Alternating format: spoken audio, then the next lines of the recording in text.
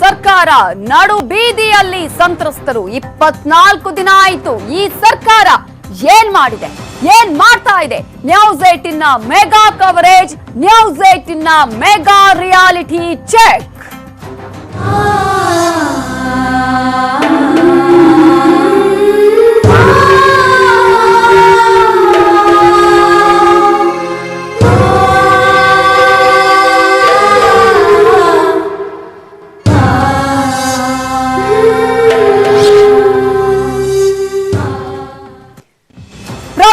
ನಿಂತ ಮೇಲೆ ಪರಿಣಾಮ ಹೇಗಿದೆ? ಪ್ರತಿಯೊಂದು ಜಿಲ್ಲೆಯ ಪ್ರತಿಯೊಂದು ತಾಲೂಕಿನ ಗ್ರಾಮದ ಚಿತ್ರಣವನ್ನ ನಿಮ್ಮ ಮುಂದೆ ಇಡ್ತಾ ಹೋಗ್ತೀವಿ.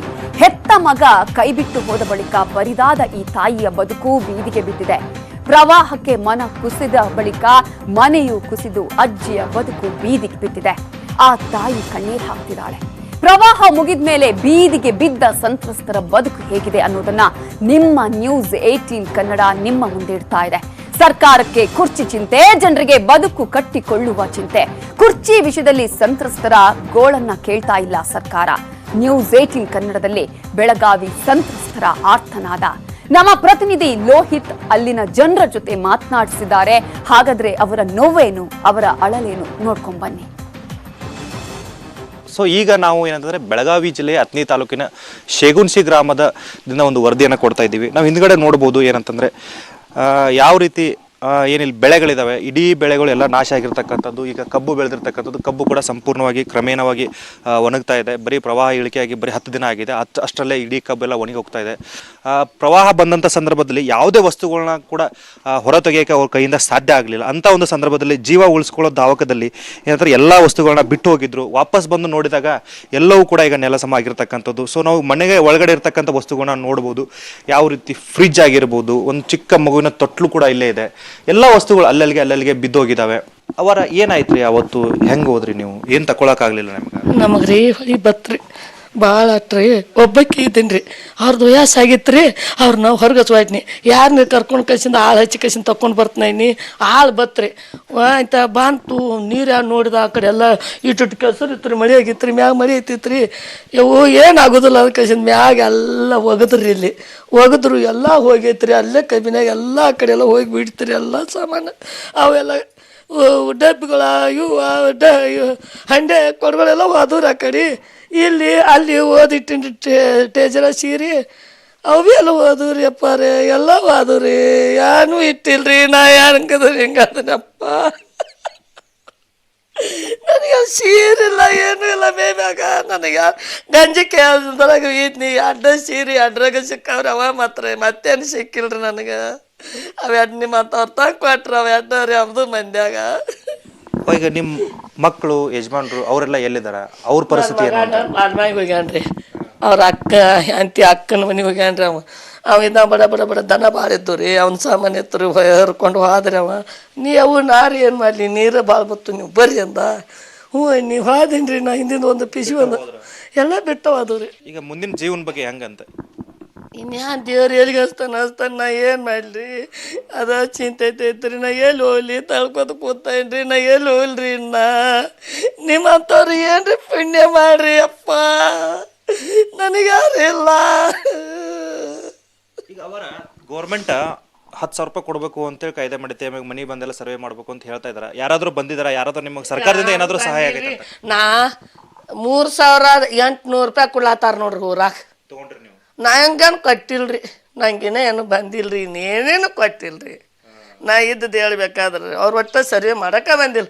ಬರ್ತಾರೆ 4 ದಿನ ಆತ್ರಿಂದ ಮನ್ಯಾಗ ಬಂದು ಕೂತೇನ್ರಿ. ಅವ್ರೇನು ಬಂದಿಲ್ರಿ ಇನ್ನೂ ತಕ್ಕ. ಇಂದಿಗೆ 4 ದಿನ ಆತ್ರಿ ಹೇಳ್ತಕ್ಲತ್ತಿದ್ದನು. ಹೆಂಗೆ ಮಾಡಲ್ರಿ? ನೀವು ಮತ್ತು ಅವ್ರ ಕರ್ಕೊಂಬರ್ತಾರೆ. ಅವು ಸುಮ್ಮಿರಿ ಏನು ಆಯ್ತು ಏನು ಬಂದ್ರೆ ಬರ್ತೈತೆ, ಬರ್ದ್ರೆ ಇಲ್ಲ. ಅಲ್ಲೇನು ಒಂದು ತಟ್ರೆ ಬಡ್ಕೊಂಡು ಇರೇ ಕೆಳಗೆ ಒತ್ತಳಿ ಅದು ಅಂದರು. ಏನಿರಲಿಪ್ಪ ಕಸಿಂದ ಅಲ್ಲೇ ಅಲ್ಲಿ ಬಾಡಿಗೆ ಮಾಡ್ಬೇಕಂತೇಳಿ ಅದು ಓಡಾಡತ್ತೇನು ರೀ ಅಲ್ಲೇ ಮಾತೇನು. ಅದಕ್ಕೆ ಹೆಂಗೆ ಮಾಡಲ್ರಿ? ಇದಿಷ್ಟು ನೊಂದ ತಾಯಿ ಸೋನಾ ತಾಯಿ ಹೇಳುವಂಥದ್ದು. ಅವರು ಸಾಕಷ್ಟು ದುಃಖದಲ್ಲಿ ಹೇಳ್ತಾ ಇದ್ದಾರೆ. ಬರೀ ಕಣ್ಣೀರಲ್ಲೇ ಹಾಕ್ತಾ ಇದ್ದಾರೆ. ಏನೂ ಉಳಿದಿಲ್ಲ, ಎಲ್ಲವೂ ಹೋಗಿದೆ. ಯಾರೂ ಕೂಡ ಸಹಾಯಕ್ಕೆ ಬರ್ತಿಲ್ಲ. ಸಹಾಯದ ಹಸ್ತವನ್ನ ಈಗ ಜನರ ಮುಂದೆ ಚಾಚ್ತಾ ಇದ್ದಾರೆ. ಕ್ಯಾಮ್ರಾ ಪರ್ಸನ್ ಸರ್ಫರಾಜ್ ಜೊತೆ ಲೋಹಿತ್, ನ್ಯೂಸ್ 18 ಕನ್ನಡ, ಚಿಕ್ಕೋಡಿ. ಅಜ್ಜಿಯ ಮಾತನ್ನ ಕೇಳಿದ್ರೆ ಜನಪ್ರತಿನಿಧಿಗಳೇ ಅಟ್ಲೀಸ್ಟ್ ಅವರ ಮಾತಿಗಾದ್ರೂ ಒಂದು ಬೆಲೆ ಕೊಡಿ. ಅವರ ಬದುಕು ಕಣ್ಣೀರಲ್ಲಿ ಕೈ ತೊಳೆಯುವಂತಾಗಿದೆ. ಇನ್ನು ಈ ವಯಸ್ಸಲ್ಲಿ ಅವರು ಹೇಗೆ ತನ್ನ ಜೀವನವನ್ನ ಕಳ್ಕೊಡೋದು ಅಥವಾ ಕಟ್ಟಿಕೊಡುವಂತಹ ಪ್ರಯತ್ನ ಹೇಗ್ ಮಾಡುವುದು ಅನ್ನುವ ಪರಿಸ್ಥಿತಿ. ಶಾಸಕರುಗಳೇ, ಸಚಿವರುಗಳೇ ಇನ್ನಾದ್ರೂ ಅತ್ತ ಗಮನ ಹರಿಸಿ ಅಂತ ಹೇಳ್ತಾ ಇನ್ನೊಂದು ಕಡೆ ಗದಗದ ಹೊಳೆ ಹಡಗಲಿ ಗ್ರಾಮ ಪ್ರವಾಹಕ್ಕೆ ತತ್ತರಿಸಿ ಹೋಗಿದೆ. ಗ್ರಾಮದಲ್ಲಿ 200ಕ್ಕೂ ಹೆಚ್ಚು ಮನೆಗಳು ನೆಲಸಮವಾಗಿದೆ. ಸದಾ ಜನರಿಂದನೇ ತುಂಬಿರ್ತಾ ಇದ್ದ ಊರಲ್ಲಿ ಈಗ ಬರೀ ಸ್ಮಶಾನ ಮೌನ. ಇನ್ನು ನಿರಾಶ್ರಿತ ಕೇಂದ್ರದಿಂದ ಬರ್ತಿರುವಂತಹ ಕೆಲ ಜನರು ಮನೆಗಳಲ್ಲಿ ಅಳಿದುಳಿದ ವಸ್ತುಗಳಿಗೆ ಹುಡುಕಾಟ ಮಾಡ್ತಿದ್ದಾರೆ. ಇನ್ನು ಹೊಳೆ ಹಡಗಲಿ ಗ್ರಾಮದಿಂದ ನಮ್ಮ ಅಸೋಸಿಯೇಟ್ ಎಡಿಟರ್ ಹರೀಶ್ ನಾಗರಾಜ್ ಅಲ್ಲಿನ ಪ್ರತ್ಯಕ್ಷ ವರದಿಯನ್ನ ಕಟ್ಟಿಕೊಟ್ಟಿದ್ದಾರೆ, ನೋಡೋಣ. ಗದಗದಿಂದ ಸುಮಾರು ಒಂದು 80 ಕಿಲೋಮೀಟರ್ ದೂರದಲ್ಲಿದ್ದೀನಿ. ಹೊಳೆ ಹಡಗಲಿ ಅಂತ ಒಂದು ಗ್ರಾಮ ಇದು. ಅಕ್ಷರಶಃ ಆಗಸ್ಟ್ 7ನೇ ತಾರೀಕು ಬಂದಂಥ ದೊಡ್ಡ ಮಟ್ಟದ ಪ್ರವಾಹಕ್ಕೆ ಊರೇ ಮುಳುಗೋಗ್ಬಿಟ್ಟಿದೆ.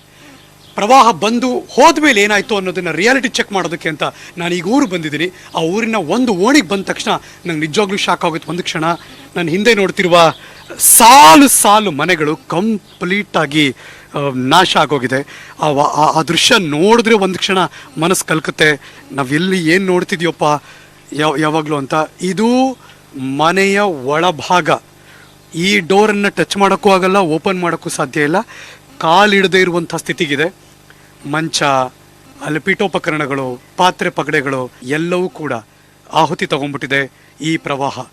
ಮಲಪ್ರಭೆ ಮತ್ತು ಬೆಣ್ಣೆ ಹಳ್ಳ, ಆ ಎರಡೂ ಪ್ರವಾಹ ಉಕ್ಕಿ ಹರಿದ ಬೆನ್ನಲ್ಲೇ ಯಾವ ಮಟ್ಟಕ್ಕೆ ಈ ಊರಿನ ಮನೆಗಳ ಸ್ಥಿತಿ ಆಗೋಯ್ತು ಅಂದರೆ ಅದರ ಎಕ್ಸಾಂಪಲ್ ನಾವು ನಿಮ್ಗೆ ತೋರಿಸ್ತಾ ಇದ್ದೀವಿ. ಇನ್ಯಾರೋ ಬೀಗ ಹಾಕ್ಕೊಂಡು ಬೇರೆ ಊರಿಗೆ ಹೋಗಿದ್ರು, ಪಾಪ ಅವ್ರಿಗೆ ಗೊತ್ತೇ ಇಲ್ಲ.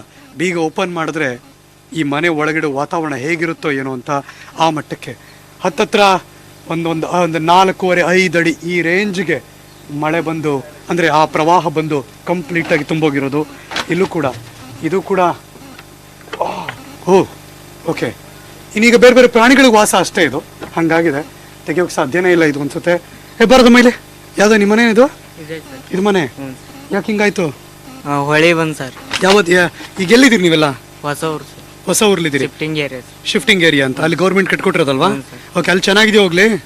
ಅಲ್ಲಿ ಲೈಟಿಂಗ್ ಸೇವೆ ಇಲ್ಲ ಸರ್, ನೀರಿನ ಕುಡಿ ಸೇವೆ ಇಲ್ಲ ಸರ್, ರಸ್ತೆ ಇಲ್ಲ ಸರ್, ಕಂಟಿ ಬೆಳೆದಿದೆ ಸರ್. ಓಕೆ. ಹೊಲ ಗದ್ದೆ ಎಲ್ಲ ನಿಮ್ದು? ಹೊಲ ಗದ್ದೆ ಎಲ್ಲ ನೀರಾಗದ ಸರ್. ಇಲ್ಲ, ಹತ್ತತ್ರ ಒಂದೊಂದು ಊರಿಗೆ ಒಂದು 500 ಎಕರೆ 600 ಎಕರೆ ಅಂತ ಲೆಕ್ಕ ಇಟ್ಕೊಂಡ್ರು ಇಲ್ಲೆಲ್ಲ ಜೋಳ ಚೆನ್ನಾಗಿ ಬೆಳೀತಾರೆ, ಅಥವಾ ಕಬ್ಬು ಬೆಳೀತಾರೆ, ಬೇರೆ ಕಾಳು ಕಡ್ಡಿಗಳು ಬೆಳೀತಾರೆ. ಅದೆಲ್ಲವೂ ಕೂಡ ಕಂಪ್ಲೀಟಾಗಿ ಸರ್ವನಾಶ ಆಗೋಗಿದೆ. ಇದು ಇನ್ನೊಂದು ಮನೆ ದೃಶ್ಯ ನೋಡ್ತಾ ಇದ್ದೀರಿ ನೀವು. ಇದು ಕೂಡ ಅಷ್ಟೇ ಕಂಪ್ಲೀಟಾಗಿ ಯಾವುದೇ ಆ ಮನೆ ಓನರ್ ಬಂದು ನೋಡಿದ್ರು ಕುರುಹುಗಳು ಯಾವುದೇ ಇರಬಾರ್ದು, ಈ ಮನೆಯ ಹಿಂಗಿತ್ತಪ್ಪ ಮೊದಲು ಅಂತ. ಕೇವಲ 4 ದಿನದಲ್ಲಿ ಈ ಮನೆ ವಾತಾವರಣ ಈ ಥರದ್ದು ಚೇಂಜ್ ಆಗೋಗಿದೆ. ಇದೇ ನಿಮ್ಮ ಮನೆ ಇದು? ಈಗ ಈ ಮನೆ ಕತೆ ಏನಂಗಾರೀಗ? ಈಗಿನ ಬಿಟ್ಟು ಅಲ್ಲೇ ಹೊರಗಡೆ ಹೋಗಿದ್ದು ಸರ್. ಈಗ ಇಲ್ಲಿ ಯಾರು ಇರೋಕೆ ಸಾಧ್ಯ ಇಲ್ಲ, ಬರಲ್ಲ ಸರ್. ಇದೆಲ್ಲ ಮನೆ ಉಪಯೋಗಿಸುವಂತ ಪದಾರ್ಥಗಳು. ಅಯ್ಯಯ್ಯೋ, ಇದನ್ನ ಹಿಂಗೆ ತಗೊಂಡು ಉಪಯೋಗಿಸ್ಬೇಕು, ತೊಳ್ಕೊಂಡು ಹೋಗ್ಬೇಕು ಅಂತ ಯೋಚನೆ ಮಾಡ್ತಿರ್ತಾರೆ.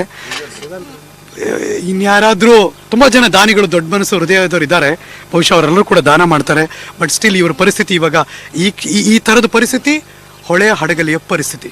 ಕ್ಯಾಮರಾ ಪರ್ಸನ್ ಶ್ರೀನಿವಾಸರ ಜೊತೆ ಹರೀಶ್ ನಾಗರಾಜು, ನ್ಯೂಸ್ 18 ಕನ್ನಡ.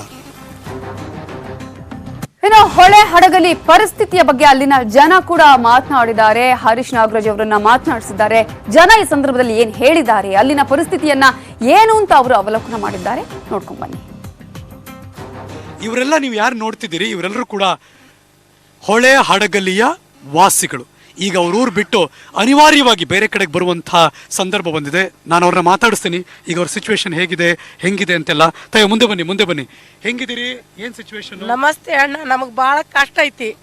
ಹೊಳಿ ಬಂದ ದಿನ ನಮ್ಮ ಪರಿಸ್ಥಿತಿ ದೇವ್ರಿಗೆ ಗುರ್ತು. ಗಂಡ್ರು ಮಕ್ಕಳು ಜಡ್ನ್ಯರು ಎಲ್ಲ ನೀರ್ ಪಾಲಾಗಿ ಹೋಗುವತ್ನ್ಯಾ ನಮ್ಮ ಹತ್ರ ಯಾರು ಇದ್ದಿದ್ದಿಲ್ಲ. ನಮ್ಮ ಸುಸಂತ್ರಕ್ಕ ನಾವು ದಾಟಿ ಬಂದೇವ್ರಿ. ಈಗ ಮುಂದೆ ಮಾತಾಡೋದಂದ್ರೆ ಇಷ್ಟು ದಿನ ಆದ್ರೂ ಹಿಂಗೆ ಒಬ್ರು ಯಾರು ಕೇಳಿಲ್ಲಪ್ಪ. ರಗಡೋ ಮಂದಿ ಬಂದು ಹೋಗಿರ್ಬೇಕು, ಆದ್ರೆ ನನ್ನ ಹತ್ರ ಬಂದಿಲ್ಲ, ನನಗೆ ಗುರ್ತಿಲ್ಲ. ಇವತ್ತು ಅನಿವಾರ್ಯ ಈ 15 ದಿನದೊಳಗೆ ಇಷ್ಟು ಮಂದಿ ನಮ್ಮ ಊರ್ ಹಿರಿಯರು ಮಾರಿ ನೋಡಿದ್ದ. ಇವತ್ತು ಕೇಳ್ರಿ ಬೇಕಾದ್ರೆ ದೈವನ. ನಾನು ಮನೆ ಬಿಟ್ಟು ಎಲ್ಲಿ ಬಂದಿಲ್ಲ, ಅಲ್ಲಿ ಒಂದು ಮೂಲ್ಯಾಗ ಇಳಿಸ್ಯಾರ. ನಮ್ಮ ಕಷ್ಟ ಕಾರ್ಬನ್ಯ ಹೇಳ್ಬೇಕಾರೆ ಇವತ್ತು ನಮ್ಮ ಪರಿಸ್ಥಿತಿ ಏನೈತೆ ಅನ್ನೋದು ಭಗವಂತಗ ಗುರ್ತು. ನೀವು ಕೇಳ್ತೀರಿ ಅಂದ್ರೆ ಏನಾದದ್ದು ನಮ್ಗೆ ಇತ್ಯರ್ಥ ಒಂದು ಮಾಡಿಕೊಡ್ರಿ. ಹೆಂಗಿದೆ ಪರಿಸ್ಥಿತಿ ನಿಮ್ದು? ನಮ್ದು ಎಲ್ಲ ಮನಿ ಬಿದ್ದೈತ್ರಿ. ಎಲ್ಲ ಬೆಳಿ ಎಲ್ಲ ಹೋಗ್ಯಾವ್ರಿ, ಮನಿ ಬಿದ್ದೈತ್ರಿ. ನಮ್ಗೆ ಇದನ್ನ ಮನಿಗೆ ಕೊಡ್ರಿ, ಎಲ್ಲ ಕೊಡ್ರಿ ಪರಿಹಾರ. ಮುಂದ್ ಜೀವನ ಹೆಂಗೆ ಮುಂದ್ ಜೀವನ ಹೆಂಗೆ ನಿಮ್ದು? ಹೆಂಗ್ರಿ ನೀವ ಮಾಡ್ಕೊಡುದ್ರಿ ನಮ್ಗೆ? ಯಾರು ಬಂದಿದ್ರಾ ನಿಮ್ ಕಷ್ಟ ವಿಚಾರಿಸಕ್ಕೆ? ಇಲ್ರಿ, ಬಂದಿಲ್ರಿ. ಈಗ ತಿನ್ನಕ್ಕೆ ಉಣ್ಣಕ್ಕೆಲ್ಲ ಪ್ರತಿದಿನ ಹೆಂಗೆ? ಹೆಂಗ ಮಾಡ್ಕೊಂಡ್ ಹೋಗ್ತೀವ್ರಿ. ಮತ್ತೆ ಈಗ ಬಡವ್ರು ಅದಾರ, ಸಾವುಕಾರ ಇದ್ದವ್ರದ್ದು ಬಡವ್ರು ತೊಗೊಂಡು ಯಾರೋ 4 ಮಂದಿ ತಂದು ನಮ್ಮ ಮನೆ ಒಳಗಾದ ಈ ದವಸ ಧಾನ್ಯಗಳನ್ನು ಇಟ್ಕೊಂಡಿದ್ದಾರ. ಅವ್ರನ್ನ ನಾವು ಒಂದು ಸ್ವಲ್ಪ ಮಂದಿ ಕೇಳೋಕ್ಕಿಂತ ಮುಂಚಿರೋರ್ಗು ಅವರು ಕೊಟ್ಟಾರದು ಇಸ್ಕೊಂಡು ತಿಂತೇವೆ. ಮತ್ತು ದಾನ ಮಾಡಕ್ಕೆ ಬಂದಾರ ಅಕ್ಕಿ ಅವ್ನು ಕೊಟ್ರ, ಅನ್ನ ಸಾಂಬಾರು ಮಾಡ್ಕೊತೀವಿ ಉಂತೀವ್ರಿ.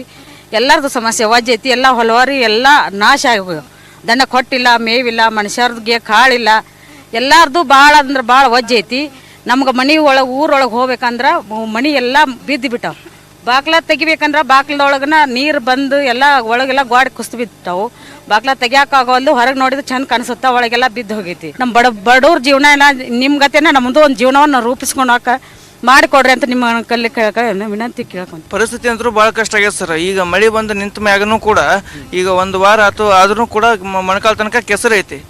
ಬಾಗಿಲ ತೆಗೆದ್ರ ಅದು ಎಲ್ಲಿ ಕುಸಿದೈತಿ ಅನ್ನೋ ಭಯ ಭೀತದಿಂದ ಮಂದಿ ಅದಾರ. ಒಳಗಡೆ ಕುಸ್ತೈತ್ರಿ ಸರ್, ಅದು ಹೊರಗೆಲ್ಲ ಚೆನ್ನಾಗಿ ಕಾಣಿಸುತ್ತ.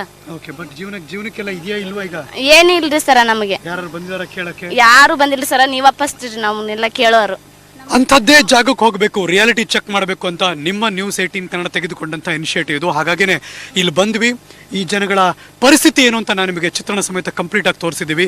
ತುತ್ತು ಅನ್ನ ತಿನ್ನೋಕೆ, ಬೊಗಸೆ ನೀರು ಕುಡಿಯೋಕೆ, ಅಂಗೈಯಾಗಲ್ಲ ಜಾಗ ಸಾಕು ಹಾಯಾಗಿರೋಕೆ. ಹಾಡು ಕೇಳೋಕೆ ತುಂಬ ಚೆನ್ನಾಗಿದೆ.